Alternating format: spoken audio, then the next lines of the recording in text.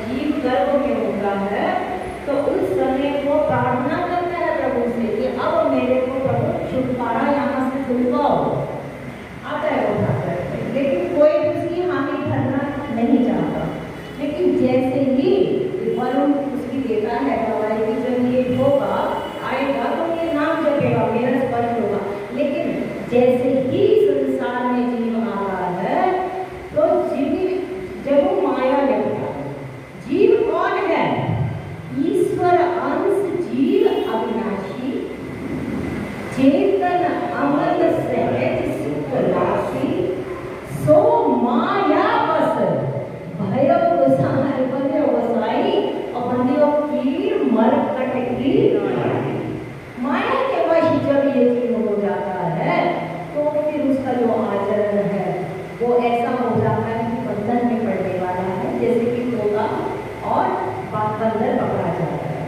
यहाँ वो स्वामी जी कहते हैं कि माँ पार्वती ने अपना शुभ संकल्प जब ये बना लिया तो फिर उसके बाद सभी पूर्ववासी के दुखी हुए। लेकिन यहाँ पर आगे प्रसन्न चलाने हुए कहते हैं प्रिय परिवार पिता अरुमाता भय विकल मुख आवे नवाता। सब बहुत विकल है, कुछ कह नहीं पा रहे, कहे तो कहे क्या। तब उस समय वेद शिरा मुनि आए सवनि पार्वती महिमा सुनत रहे प्रबोध। ये जो विकलता आई है, दुख आया है, ये सब जीव का लक्षण है।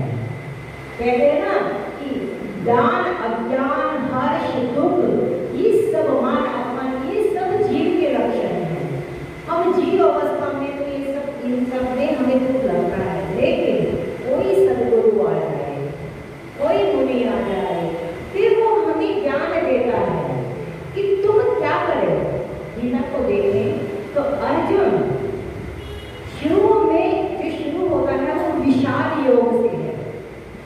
सबसे पहले तो विषाद ही है ना, उसको समझ नहीं आ रहा मैं क्या करूं। लेकिन 18 अध्याय करते करते करते करते अंत में अब वो कहते हैं मेरे सब संशय नष्ट हो गए हैं, करिष्ये वचनम। अब आप जो कहोगे वही मैं करूं। ये हमारे संशय, ये हमारे कुछ अपने रहे संदेह हमें परेशान करते हैं, हमें विकल करते हैं। लेकिन कोई मुनि हमारे जीवन में आ जाए, वो हमें ज्ञान देवे, प्रबोध देवे, तो हमने रहे जितने संदेह हैं जब वो दूर हो जाएंगे तो हम भी शांत हो जाएंगे। तो यहाँ पर जब हमने देखा था कि जब पार्वती का जन्म हुआ था, कितने कितने मुनि जो थे वो वहाँ पर आकर बस गए थे। तो उनने रेखिया जिसको मानस पुरुष में बताया गया है वो आए हैं। यहाँ वो स्वामी जी कहते हैं कि उन्होंने पार्वती जी की महिमा बताई। अब महिमा पार्वती जी की जब बताई है तब उनको थोड़ी थोड़ी शांति हुई है। पार्वती जी की महिमा यहाँ बता दी है, लेकिन जब भगवान शंकर खुद आएंगे ब्याह करवाने के लिए और जब रूप देखा जाएगा तो मैडम फिर परेशान हो गए। फिर नारद जी उनको फिर बताएंगे पार्वती जी की महिमा की बार बार हमारे जो संशय है ना वो हमारे आगे कोई कितना ही समझाने, क्योंकि हम सब जीव हैं। वो स्वामी जी उत्तरकांड में कहते हैं जो सब के रहे ज्ञान एक रस, तो ईश्वर जीव ही वेद कहो कस। अगर हम सब में ज्ञान अखंड एक श्रीकंता, जीव अनेक हैं तो एक श्रीकंता, हम सबका ज्ञान ऐसा नहीं कि हम सबको पता नहीं है, ज्ञान सबको भीतर है, क्या अच्छा है क्या बुरा है क्या नहीं करना है सबको मालूम है। यहाँ किसी को कोई समझाने का कोई काम भी नहीं है। और ये बहुत बड़ी सत्य भी है कि यहाँ पे कोई किसी को समझा नहीं सकता है, सिर्फ उसको स्वीकार कर सकता है। जो है जैसा है उसको स्वीकार कर लो तो अपने मन की शांति है, वरना यहाँ किसी को तुम समझा लो, औरों की तो बात छोड़ो, अपने मन को ही समझाना कितना मुश्किल हो जाता है। तो यहाँ पे वेद शिरोमणि ने माँ पार्वती की महिमा उनको बताई कि आप इनको साधारण कन्या समझते हैं, लेकिन ये नहीं, ये शिव की प्रिया है जो पूर्व जन्म में भी उनके साथ संबंध था और अभी भी जन्म में उनका संबंध है। और फिर एक प्रबोध दे दिया और वो स्वामी जी कहते हैं कि माँ पार्वती अब जब गई है वहाँ पर तप करने के, तो इस जो आज की जो महिला आ रही है उसमें जीव की जो तप करने की विधा है, जो तप करने की एक रीति है, वो स्वामी जी ने थोड़ा सा उसका वर्णन किया है। हम सब जानते हैं, महिलाएं को खास करके, कि जितने भी व्रत होते हैं वो सब गौरी माँ को भी केंद्र में रखकर व्रत किए जाते हैं। कोई भी व्रत, करवा चौथ में, हरियाली में, कोई भी है, मूल में माँ गौरी होती है। अब हमारे यहाँ पे क्योंकि अभी करवा चौथ आ भी रहा है तो उसमें ये प्रसंग थोड़ा सा और प्रासंगिक भी बन जाता है कि एक तो माँ गौरी ने, माँ पार्वती ने जो तपस्या करी शिव को प्रसन्न करने के लिए, प्राप्त करने के लिए, पति के लिए तो कर रही है, और एक हमारे जो आज के व्रत हो गए हैं जो करवा चौथ है उसमें तो यहाँ तो प्राण प्रिया के लिए उनके चरणों में प्रणाम करके करेंगे, यहाँ तो प्राण पीने वाला काम होगा। भाई इतना खर्चा, इतना दिखावा, इतना सब कुछ होगा है। ये चौपाइयाँ, ये शास्त्र हमें बता रहे हैं कि आप उपवास करें, आप व्रत करें, आप तप करें तो उसकी महिमा भी करें। हम हिंदू धर्म की बहुत बहुत कहते हैं कि इसका बढ़ना चाहिए और उत्कर्ष होना चाहिए, क्यों ना हो, हमारा सनातन वैदिक धर्म है। लेकिन विडंबना ये है कि हमारे इस सनातन वैदिक धर्म की बहुत बहुत अच्छी अच्छी चीजों को हम छोड़ते चले जाते हैं। जिसका एक उदाहरण मैं आपको थोड़ा सा टच करते चलती हूँ। व्यक्ति जीवन में सब कुछ कमाता है और वो कमा के वो छोड़ के चला जाता है अपनी संगति के लिए, अपनी संतान के लिए, और लोग पीछे से लड़ते हैं और देखते हैं तो भी होता है। लेकिन उसी जीव के लिए जब वो चला जाता है तो उसके लिए 13 दिन के लोगों को निकालने मुश्किल होता है। और फिर मैं आपको थोड़ा सा जागरण करना चाहती हूँ, ये मैं कल कथा ले सकती हूँ इसकी। महाभारत में जरत्कारो ऋषि हुए हैं। जरत्कारो ऋषि की पूरी क्योंकि पितरों का ये पूरा का पूरा पखवाड़ा चल रहा है तो हमें पता होना चाहिए कि हमारे शास्त्र क्या है। कल ये बालक के संस्कार के लिए उसमें वो कथा कहने जा रहे हैं। हमें मालूम ही नहीं है हमारे पितरों की क्या गति होती है, या तो हिंदू धर्म मानो नहीं मानो, नहीं मानो, और अगर माना है पहले दिन उनकी डेथ हुई है और तीसरे दिन आप भंडारा कर रहे हो, ये तो बिल्कुल हम ईसाइयों और मुसलमानों वाला काम कर रहे हैं। आपको मालूम है 10 दिन तक वो उस जीव का गरुड़ पुराण की जाती है, पिंड दान बनता है, पिंड से उसका 10 लाख का शरीर बनता है, आपको जानते ही हैं। और कोई भी ब्राह्मण उसके घर का भोजन नहीं कर सकता। मैं हैरान हूँ कि ब्राह्मण कैसे ये सब काम करवाते हैं, उनको धर्म की जागृति नहीं है क्या?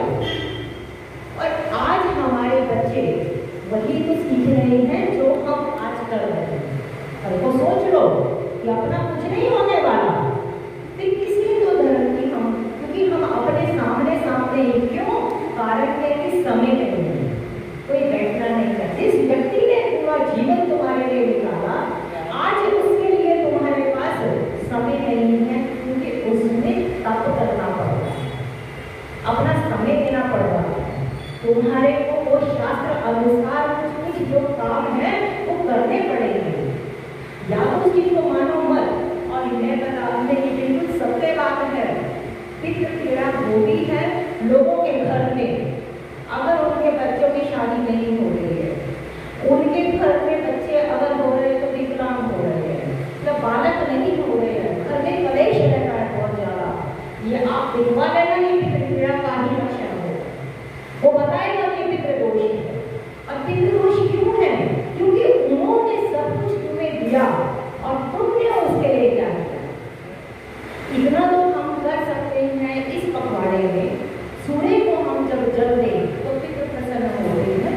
सूर्य को जब हम जल दें तो जल देते समय सूर्य को दे, लेकिन थोड़ा सा जल जो है दक्षिण दिशा में पितरों के नाम का भी हमें समर्पण करना चाहिए। कम से कम कुछ तो कर पाए, कुछ तो याद। जब हम उनकी पूरी की पूरी संपदा को भोग रहे हैं, उनकी पूरी लेगेसी को भोग रहे हैं, तो वो भी तो कुछ चाहते हैं।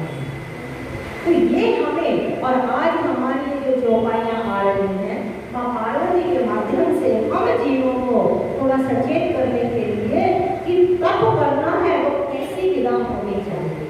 वो अब कलियुगी जीव हैं, इतना हम नहीं कर पाए, लेकिन कुछ तो प्रामाणिक प्रयास कर ही सकते हैं।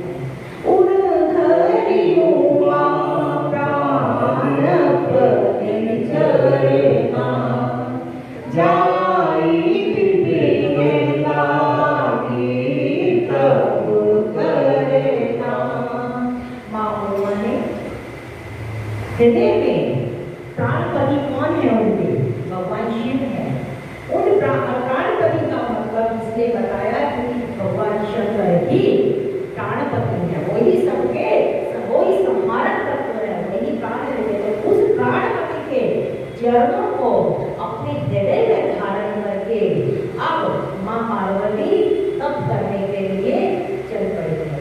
आप देखो जिस समय माँ सीता अशोक वाटिका में बैठी है, उस समय भी जो वो ध्यान कर रही है जो प्रभु का, तो उस समय की प्रभु श्री राम के चरणों को अपने हृदय में धारण करके रटती रहती हरिनाम।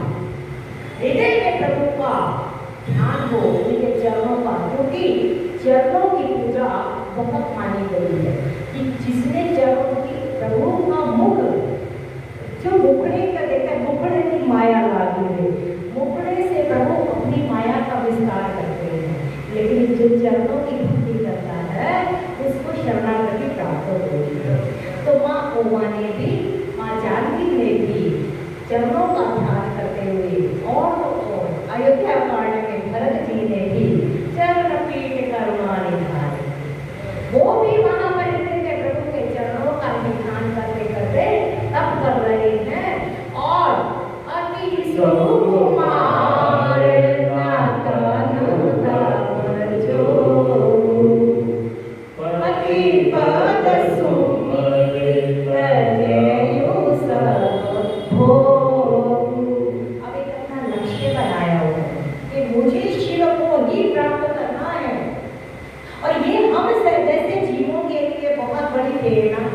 हम भी अपने जीवन का एक लक्ष्य को निर्धारित करें कि हमें चाहिए क्या। और मानस कहता है जेहि पर जेहि के सत्य सनेहु, सो के मिलहि न कछु संदेहु। कोई संदेह ही नहीं है, जो हम चाहें वो हमें मिलेगा ही मिलेगा, लेकिन हम क्या चाहते हैं। सही में तो ना हमें प्रभु से मांगना भी नहीं आता, हम चाहते क्या है ना वो भी हमें नहीं पता। इसीलिए जब हमें कुछ पता ही नहीं है तो सब उस प्रभु पे छोड़ दो। लेकिन हम कहते हैं कि हम छोड़ो, लेकिन जो हमारी बुद्धि है, जो हमारा अहंकार है, वो छोड़ने भी नहीं देगा। हमें चाहिए वही जो हम चाहते हैं, क्योंकि हम क्षणिक भोगों में ही, यहाँ वो स्वामी जी कहते हैं माँ ने संकल्प किया कि मुझे चाहिए, वो यहाँ पर आएंगे जब बाद में ऋषि तो सब ऋषि कहने लगे तो फिर कि मेरे तो जन्म जन्म का शिव का आपने बहुत देर कर दी आने में, वो जन्म रगन हमारी बरम संपूर्ण रहा हुआ है, मुझे तो शंभू से ही विवाह करना है, वरना मैं कुंवारी ही रह जाऊंगी। हमें भी जीवन में लक्ष्य कोई ना कोई तो हमें निर्धारित करना ही पड़ेगा। देखो अब हम जो बैठे हैं यहाँ पे, हम जिस अवस्था में हैं तो ऑलमोस्ट हम एक तरीके से सब प्रौढ़ अवस्था में आ चुके हैं। शादी हो चुकी है, बच्चे हो चुके हैं, उसके बाद काफी मतलब सेटलमेंट भी हो चुकी है। What next? अब नेक्स्ट तो यही है ना कि अब परलोक की यात्रा का गमन है, कुछ नहीं पता, तो कुछ तो लक्ष्य अपना निर्धारित करें कि जीवन में कुछ तो ये अपनी एक ठंडी सी सांस भर के जाए कि हाँ हमने कुछ यहाँ पे पाया, क्योंकि अंत में तो कुछ पता ही नहीं चलना। कहते हैं ना अंतकाल जब लेखा मांगे तब क्या मोहित जाए। तो यहाँ पार्वती जी ने लक्ष्य निर्धारित करा कि शिव चाहिए, और शिव के लिए प्राप्त करने के लिए उन्होंने पुरुषार्थ किया, और पुरुषार्थ करने में उन्होंने अपना सबसे पहले जितने भी उनके भोग थे उनको त्याग किया। वो स्वामी तुलसीदास जी के पत्रिका में कहते हैं जो कोई राम लागते मीठे तो षडरस अनरस नवरस वे जाते सबसे। या तो भोग लगा लो, सबसे पहला जो भोग का एक लक्षण है वो हमारी जिह्वा में है। जिह्वा दो काम करती है, ये रसेंद्रिय भी है और कर्मेंद्रिय। रसना को जिसने अपने काबू में कर लिया, इसीलिए तो कहते हैं ना कि मेरी रसना तो राम राम बोले, इसको राम का रस देना है। अभी इसको मैं ये खा लूं, मैं वो खा लूं, मैं वो खा लूं, अब खाने के बाद निंदा रस में बाकी सब इंद्रियों को अभी अगर हम ना भी कंट्रोल कर पाए, क्योंकि ये सब खिड़कियां हैं, कोई बैठा है भीतर, वो इन द्वारों से देख रहा है, सुन रहा है, खा रहा है, मजे ले रहा है। अगर एक एक इंद्रिय को चुन चुन कर धीरे धीरे हम कंट्रोल करें तो कुछ कुछ हम सारा, क्योंकि समाधि तक की जो आगे पतंजलि में उसमें सबसे पहले यम के नियम ही आए। ध्यान रखना तो बहुत जरूरी बात है कि यहाँ कोई एक क्रम चलकर आ रहा है। माँ पार्वती ने महलों में रहती थी, सारी सुविधाएं थी, सुकुमार शरीर है, माँ ने सब त्यागा है, क्योंकि उनका लक्ष्य है कि मुझे शिव की प्राप्ति करनी है। वो स्वामी जी कहते हैं नित्य नाम चरण उपजे अनुरागा बिसरी भक्त परिमन लागा। अब स्वामी के चरणों में नित्य नित्य नया नया अनुराग प्रकट होगा। यही हमारी तपस्या की एक बहुत बड़ी कसौटी है कि तपस्या करने में, तप करना अपने आप में एक अग्नि प्रकट होती है, एक ऊर्जा प्रकट होती है, और उस ऊर्जा में कई बार व्यक्ति इतने क्रोधी हो जाते हैं। कई लोगों को आपने देखा होगा व्रत रखते हैं एकादशी का और खाएंगे भी खूब केला वेला सब कुछ खाना है, और फिर उसके बावजूद भी उन्हें पता नहीं है मैंने व्रत रखा हुआ है। मतलब अगर आपने व्रत रखा है, उपवास रखा है, तो वो एक तपस्या है, वो तप है, उससे एक अग्नि, एक ऊर्जा प्रकट हो रही है। उस ऊर्जा को आप जितना अपने भीतर रखोगे परमात्मा की तरफ, और तुम्हारी और ऊर्जा ऊपर की तरफ बढ़ेगी।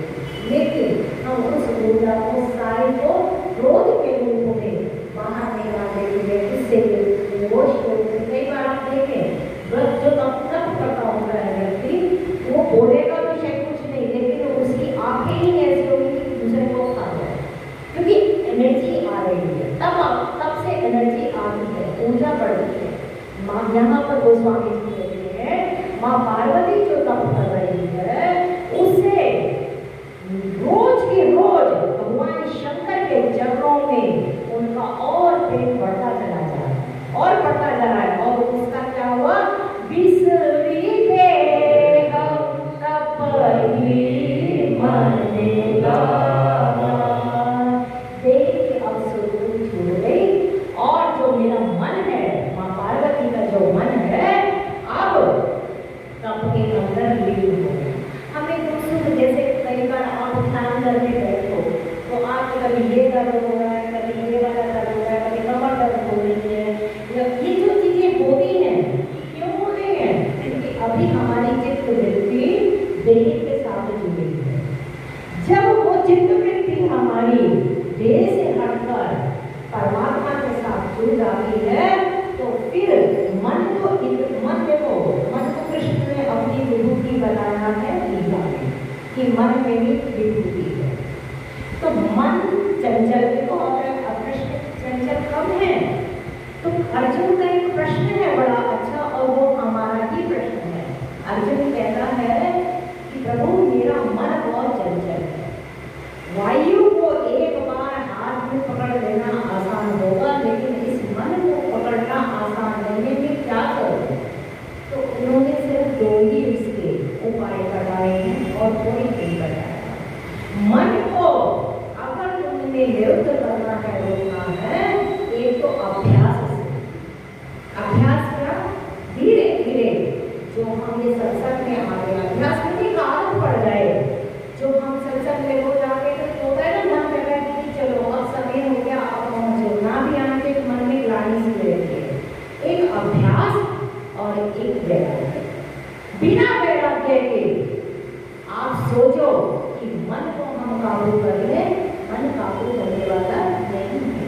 ऊपर से हम जितना भी दिखाने पाठ करते हुए, तब भी मन कहीं कहीं और घूम रहा होगा, जब तक भीतर से एक विरति नहीं आती है कि बस हे मन, अब तुझे परमात्मा की तरफ ही जाना है, बहुत हो गया, अब तुझे बहुत मजे उड़ा दिए, वरना तुम देख तेरी गति क्या होगी। इसीलिए विनय पत्रिका में अपने मन को ही बार बार प्रबोधित करते हैं। सुन सठ मन, कि मेरे मन को सुधर जा, नहीं सुधरेगा तो तेरी गति क्या होगी। यहाँ गोस्वामी जी कहते हैं माँ पार्वती का अपने इतना मन लीन हुआ कि उनको अपनी देह की अब सुध ही नहीं लगी, और तब में उनका मन लगना शुरू हुआ। करवा चौथ का हम व्रत रखते हैं, सुबह से ढाई तैयारी हो जाती है, शाम को ये बनाना है, ऐसे करना है, चाय होने बजे पीनी है, ऐसे करना है। और ऐसा शास्त्रों में आता है कि अगर हम कोई व्रत रखते हैं और हमारी अगर वृत्ति भोजन में पड़ गई, चली गई, हमारा व्रत खंडित हो जाएगा, क्योंकि इच्छा तो कुछ और हो रही है। यहाँ वो बड़ी बात बोल रहे हैं पार्वती जी के लिए कि देह की अब उनको सुध ही नहीं है, अब तो मन जो है तब में लग गया, और संपत से